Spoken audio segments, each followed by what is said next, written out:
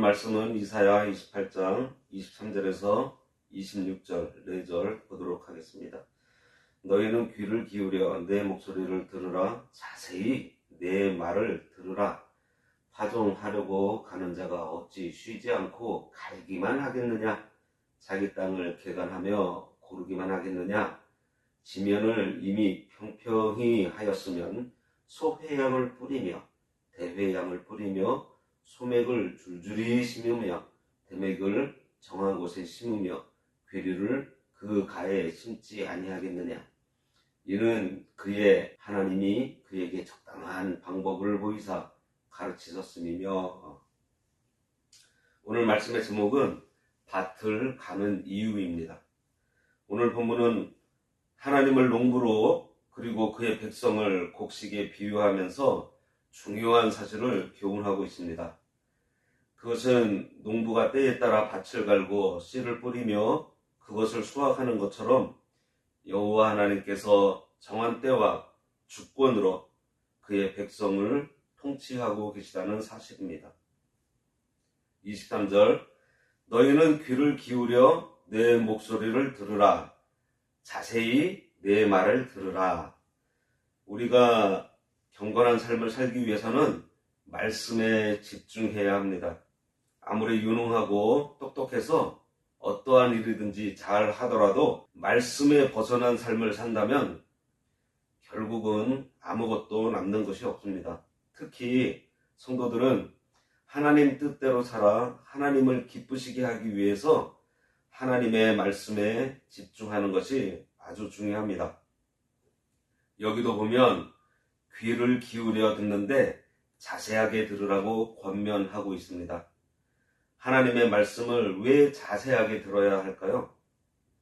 그것은 하나님의 말씀이 더딘 것 같지만 조용하게 때로는 급박하게 이루어지는 경우가 많이 있기 때문입니다. 그래서 말씀을 자세히 듣고 그 말씀이 이루어질 때를 준비해야 합니다. 그러니 오늘 말씀도 귀를 기울여서 자세히 들으시기 바랍니다. 24절 파종하려고 가는 자가 어찌 쉬지 않고 갈기만 하겠느냐? 자기 땅을 개간하며 고르기만 하겠느냐? 씨를 뿌리고 수확하고자 하는 농부는 계속 땅만 갈지는 않습니다. 농부가 농사를 짓고 수확을 얻기 위해서 계속 단계를 밟아가면서 일하는 것처럼 하나님께서도 백성들의 구원을 위해서 단계적으로 끊임없이 일하고 계신다는 것을 표현하고 있어요. 밭을 가는 것은 씨를 뿌리기 위해서입니다. 여기서 간다는 것은 하나님께서 죄악을 깨부수고 굳은 마음을 부드럽게 해서 우리 심령이 애통하며 회개하는 심령으로 만드는 것을 의미하고 있습니다. 하나님께서 그렇게 하시는 것은 성도에게 하나님의 큰 은혜를 심어주시기 위해서요. 그래서 이 땅 위를 살아가는 동안에 우리가 때로는 슬픈 일을 당하고 때로는 괴로운 일을 당하는 것은 우리에게 고통스러워하며 살라고 하시는 것이 아닙니다. 우리에게 더욱 좋은 것을 심기 위해서라는 사실을 알아야 합니다. 크던 작던 우리가 당하는 모든 역경은 하나님께서 더 좋은 은혜를 주시기 위해서 우리를 기경된 밭, 곧 갈아 뒤엎은 밭이 되게 하려는 거예요. 그래서 성도가 믿음의 눈으로 역경을 바라보게 되면 그 역경이 은혜의 씨가 심기는 때가 되었다는 사실을 깨닫게 됩니다. 고난과 역경은 성도에게 기회예요. 하나님께서 고난을 통한 기회를 성도에게 허락하신 것은 우리 심령을 갈아 뒤엎어서 하나님의 말씀을 받기 좋은 상태로 만드시려는 거예요. 만일 우리 삶이 편안하고 일이 막힘없이 잘 풀리면서 하는 일마다 성공한다고 한번 생각해 보세요. 아마도 교만해져서 하나님의 말씀을 멸시하거나 조롱하게 될 수 있습니다. 본문에 나오는 유다의 종교 지도자들처럼 말입니다. 그러니 성도가 이 세상을 살아가는 동안 하나님께서 우리 몸을 아프게도 하시고 때로는 어려운 일을 당하게 하셔서 우리 마음을 부드럽게 해서 하나님만 의지하게 하고 하나님의 말씀에 귀 기울여 자세히 듣게 하심으로 해서 은혜를 주시려는 거예요. 하나님께서 이스라엘을 훈련시키실 때 독수리가 새끼를 훈련시키듯이 했다고 했습니다. 독수리는 벼랑 끝에 집을 지어놓고요, 새끼가 어느 정도 자라고 나면은 아래로 떨어뜨린다고 합니다. 아기 독수리가 떨어지면서 살기위해서 막 날개짓을 하면서 발버둥치지만 익숙하지 못하니 계속해서 그냥 떨어져 내려가요.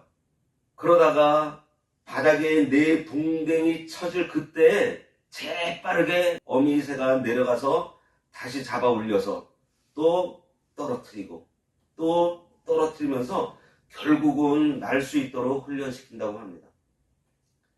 다른 새들은 바람이 칠 때 둥지나 비를 피해서 날개를 접고 들어앉아 있지만 독수리는 비바람을 뚫고서 창공을 날 수 있다고 해요.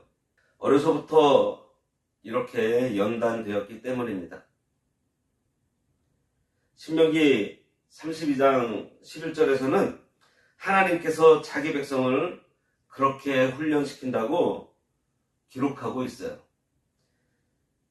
신명기 32장 11절에 마치 독수리가 자기의 보금자리를 어지럽게 하며 자기의 새끼 위에 너풀거리며 그의 날개를 펴서 새끼를 받으며 그의 날개 위에 그것을 엎는 것 같이 여호와께서 홀로 그를 인도하셨고 그와 함께하는 다른 신이 없었다. 이렇게 기록하고 있습니다.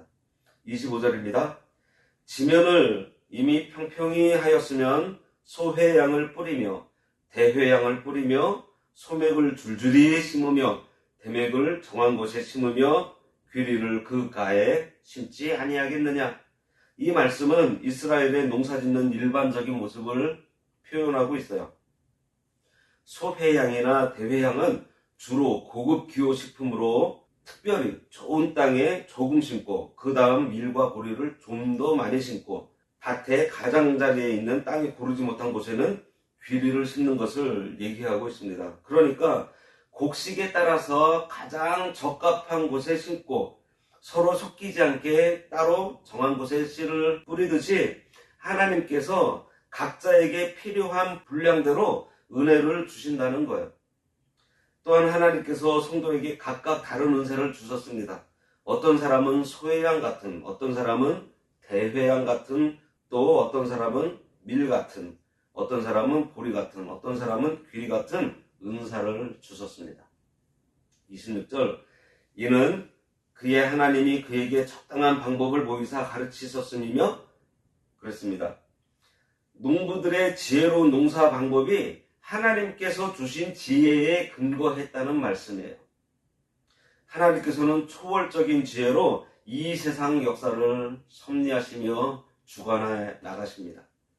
하나님께서 하나님의 백성을 훈련시키면서 연단하시고 한편으로는 징계한 후에 남은 백성을 권고해 주십니다. 하나님께서 그의 백성을 사랑하시기 때문에 매를 때리신 후에 그 상처를 싸매주시고 위로해 주세요. 욥기 5장 18절에 보면 하나님은 아프게 하시다가 싸매시며 상하게 하시다가 그 손으로 고치신다고 했습니다. 그렇게 훈련과 징계로 성도의 마음을 부드럽게 하여 고르게 한 다음에는 하나님께서는 말씀의 은혜를 심어주시고 우리를 길러주십니다. 기도하겠습니다. 하나님 아버지, 은혜를 감사합니다. 하나님께서 밭을 갈듯이 우리에게 여러 가지 역경을 허락하심으로 우리의 굳어져 있던 마음을 갈아엎어서 부드럽게 하심으로 하나님께서 주시는 은혜를 받아 누리게 하시니 감사합니다. 광야와 같은 이 세상을 저희들 살아갈 때에 우리에게 닥치는 역경과 고난이 하나님께서 주시는 기회인 줄 알아 눈앞에 일어나는 일들로 낙심하거나 절망하지 않게 하시고 독수리가 새끼를 훈련시키듯이 우리를 훈련시켜 주시는 것을 깨달아 잘 이겨낼 수 있도록 우리들의 삶을 이끌어 주시기 원하오며 예수님의 이름으로 기도드리옵나이다. 아멘. 하늘에 계신 우리 아버지여, 이름이 거룩히 여김을 받으시오며 나라가 임하시오며 뜻이 하늘에서 이루어진 것 같이 땅에서도 이루어지이다. 오늘날 우리에게 일용할 양식을 주옵시고 우리가 우리에게 죄 지은 자를 사하여 준 것 같이 우리 죄를 사하여 주옵시고 우리를 시험에 들게 하지 마옵시고 다만 악에서 구하옵소서. 대개의 나라와 권세와 영광이 아버지께 영원히 있사옵나이다. 아멘.